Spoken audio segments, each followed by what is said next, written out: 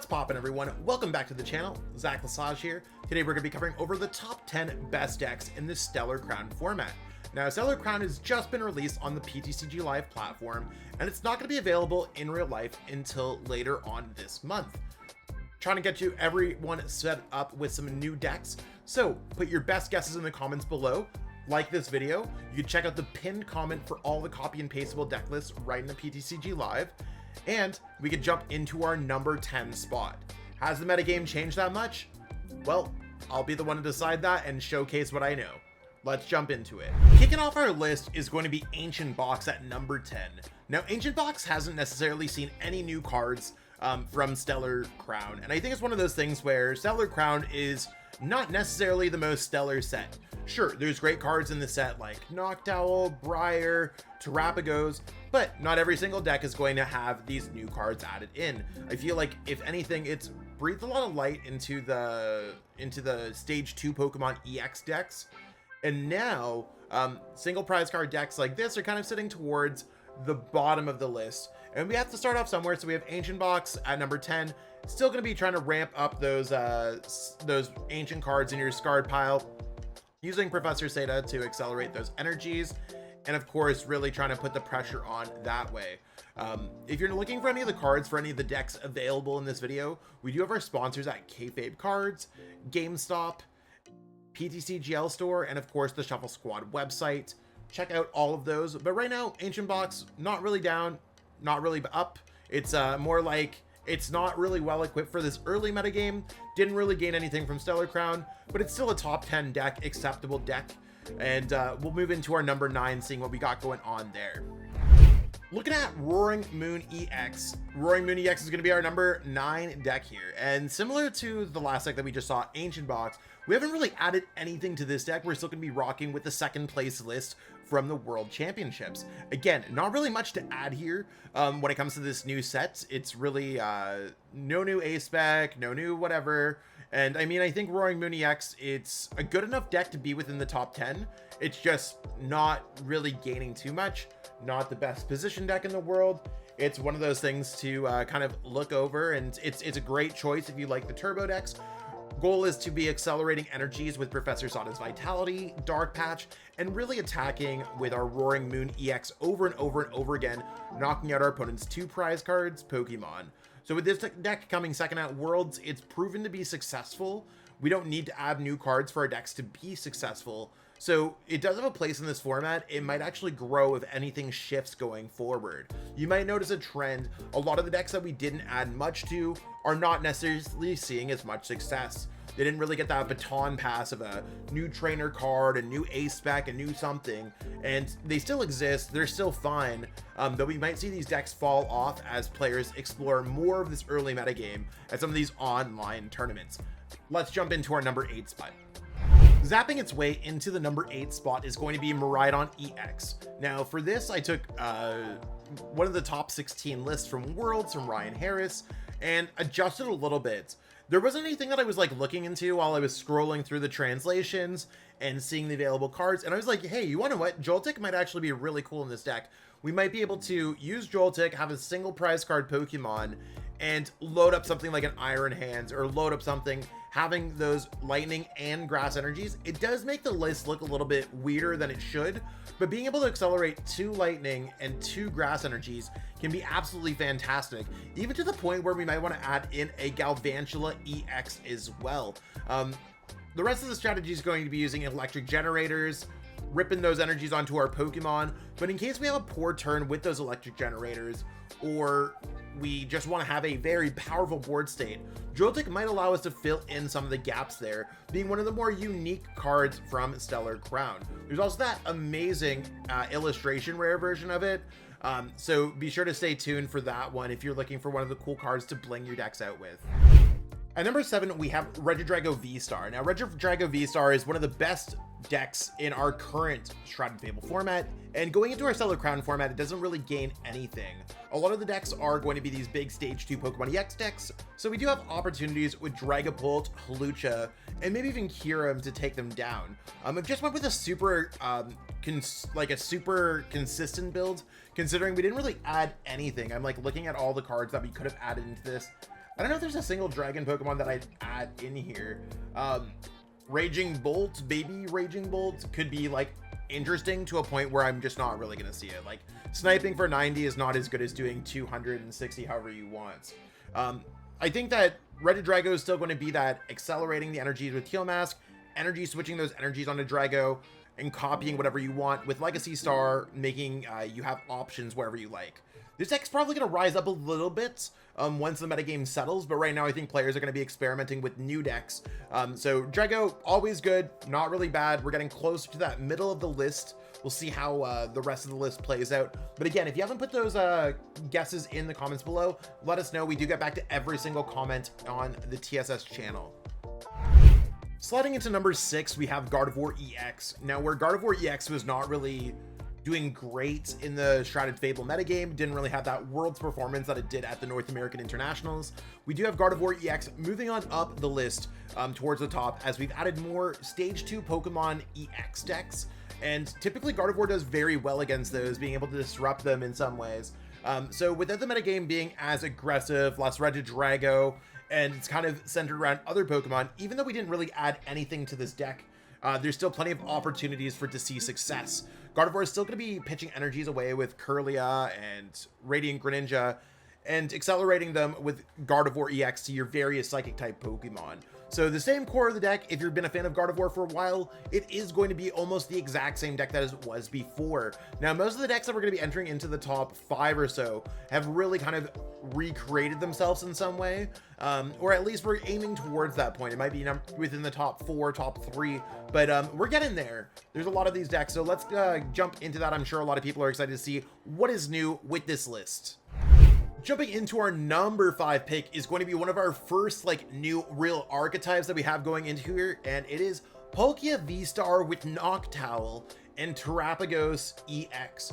So this is really a deck that Palkia has existed before, but now we have new Palkia, and we're able to use Terapagos and Wellspring Ogerpon being Terra Pokemon to activate the Area 0 Under Depth Stadium that allows us to have a large bench. The large bench gives us a lot of options to fill it with things like Noctowl that can search out pretty much all the trainers that we want, things like Bliss EX that can move energies around so you can attack with Radiant Greninja, Wellspring Ogerpon, and of course we have that Palkia V-Star ability, so we're able to accelerate energies in play.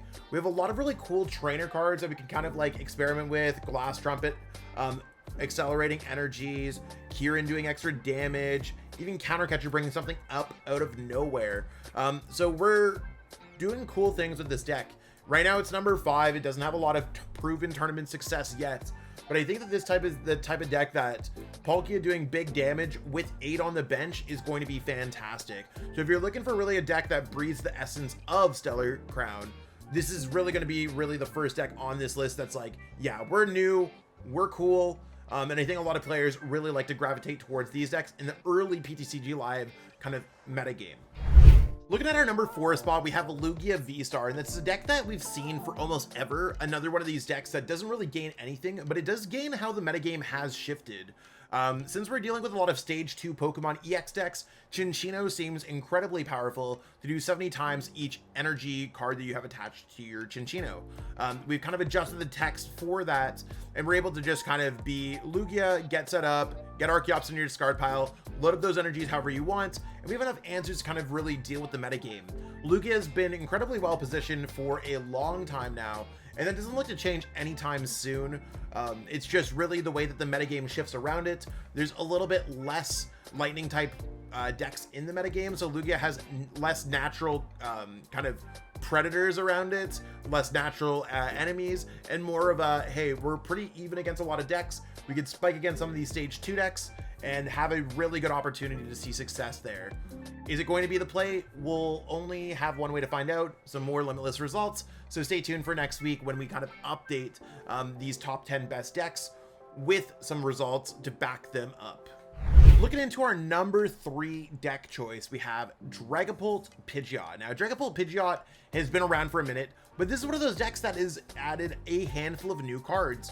Our goal is to get out Dragapult EX and use Phantom Dive to get damage onto our opponent's Pokemon.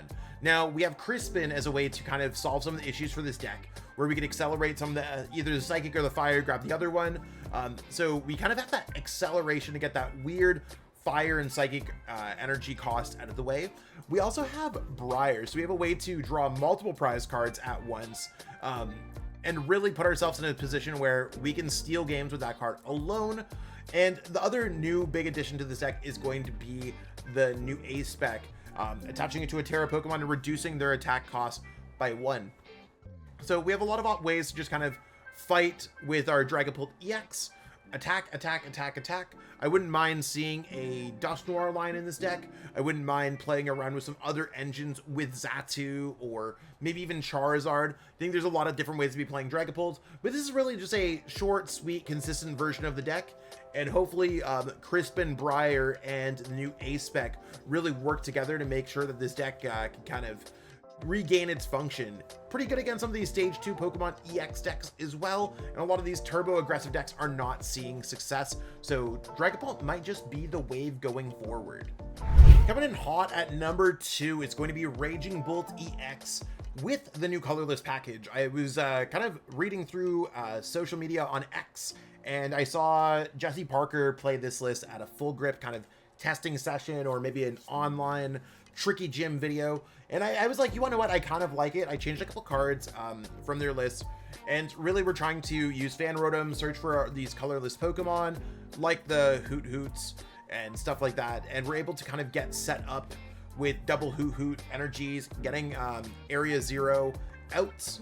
And now we have Crispin as an additional kind of Professor Sada. I thought was kind of cute. We could search that out with Noctowl, and we can grab Grass, or we can grab Lightning Fighting, giving ourselves a way to accelerate an energy onto Raging Bolts if we don't have energies in our discard pile, or if we want to just search them out. It is potentially cuttable, and I wouldn't mind seeing Briar in this deck as well, because we could attack with Teal Mask Ogerpon against a Charizard deck to draw 3 prize cards. We'll have to see how it ends up going out there. I mean, it's one of those things where Raging Bolt still accelerating energies with Sada, still hitting for those huge knockouts. Is this going to be the best way to play the deck?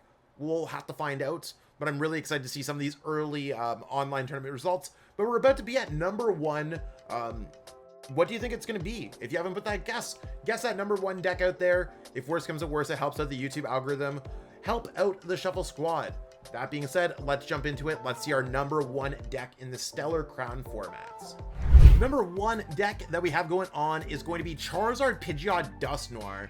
Now, this deck's seen success, and I mean, I think it's going to be one of the top decks in Baltimore this weekend, but it has gained 2 new cards from Stellar Crown.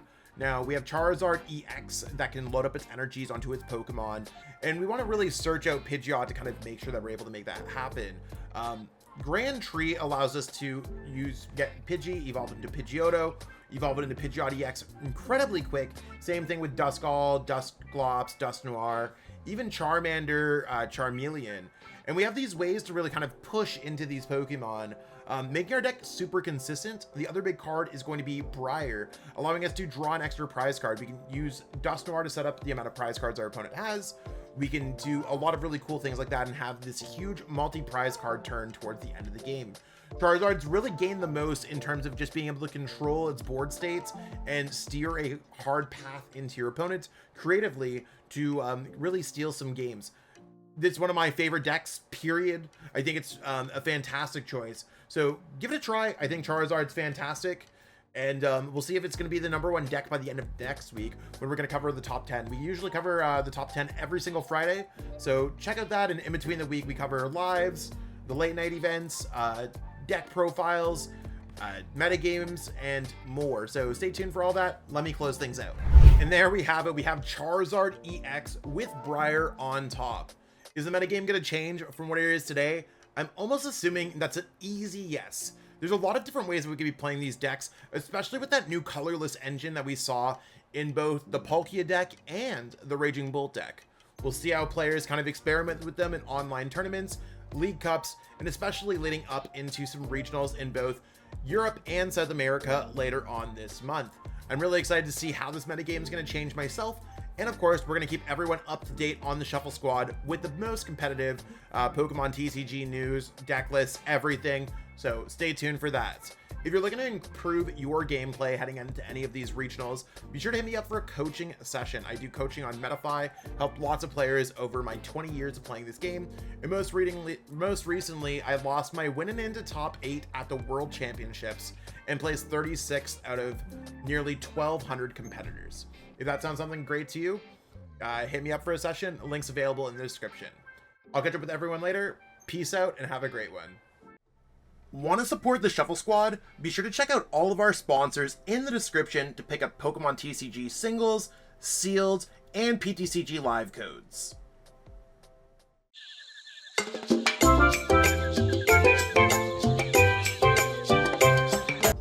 You made it to the end. Thank you so much for watching this entire video from the Shuffle Squad. Honestly, from the bottom of our hearts, we appreciate each and every person that supports our content, watches what we have going on every single day, every single week, even from time to time, and continuously allows us to have a forum to project our creative content towards the Pokemon TCG community. So if you haven't already, be sure to give this video a like, subscribe to the channel, and even leave a comment to help boost the YouTube algorithm. That being said, we'll catch you with our next video. Thanks again. Take it easy.